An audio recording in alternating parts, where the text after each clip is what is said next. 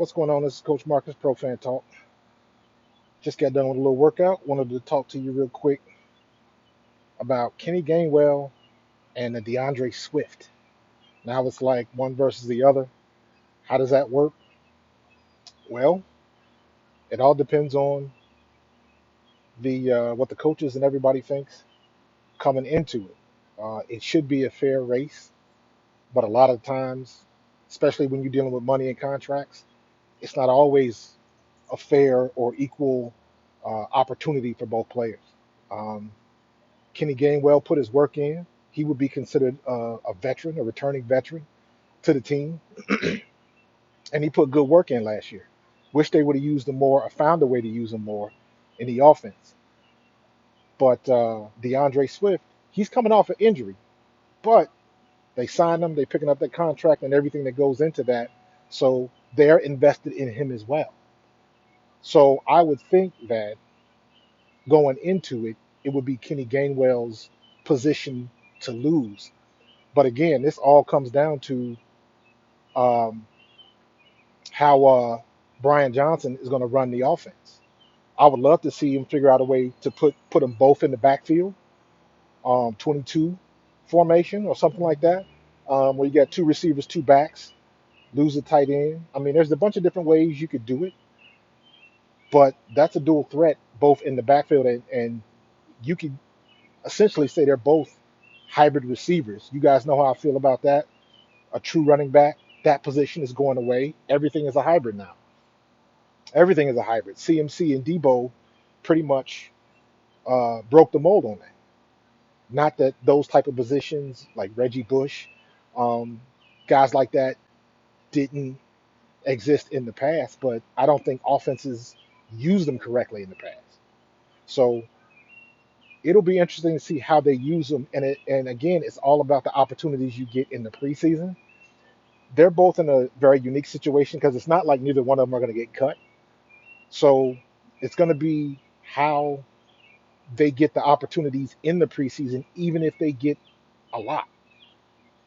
Both of those players are guys who I anticipate playing a lot this upcoming year.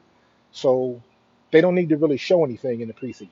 Preseason is for the younger guys now, and the way things are going in the league, everybody's trying to keep people um, from getting injured in the preseason. So we'll see what happens. I think right now, Kenny Gainwell, you can stick him as number one. At least I would. I'm not sure what the depth charts are saying. I don't really pay attention to the depth charts right now because all of that stuff changes daily when camp starts, especially if somebody gets hurt, somebody else is signed, different things like that. Y'all know the way the NFL goes. So right now, I don't see Kenny Gainwell doing anything to hurt his position. And DeAndre Swift is coming off an injury. So he's got to get through the rehab, the mental of getting back, getting full tilt, going full tilt when you got bodies coming at your knees and ankles and things of that nature. So I would think that Kenny Gainwell has an advantage in that regard. As a running back myself, definitely in that regard, because just like I said a couple of videos back about Brock Purdy, the mental aspect you got to get over is Brock Purdy got to get over when he's throwing the ball and he sees people in his periphery vision coming after that arm, and they will do that. Mentally, he's got to be able to work through that. And the only thing that can get through that is time and reps. Same thing with DeAndre Swift. I'm not sure if he had a knee or ankle injury. I'm not sure. I have to look that up, what exactly his injury was, but he was hurt. He got a rehab. He lost a lot of time last year, and he lost a lot of time, and he was producing for Detroit. He was putting it down for Detroit. He ripped us a new one, first game of the year last year. But so he's in the same boat. He's got to get over those mental hurdles when it's live. Everything is all fun and games and OTAs and camp and running in the straight line, nobody diving at your feet. But when things get live in preseason in 11 on 11, and you know what? I won't even say in 11 on 11 in camp. I'm talking about in preseason because in preseason, the guys on the other team don't care if you've been hurt or not. They're trying to make the team just like you are.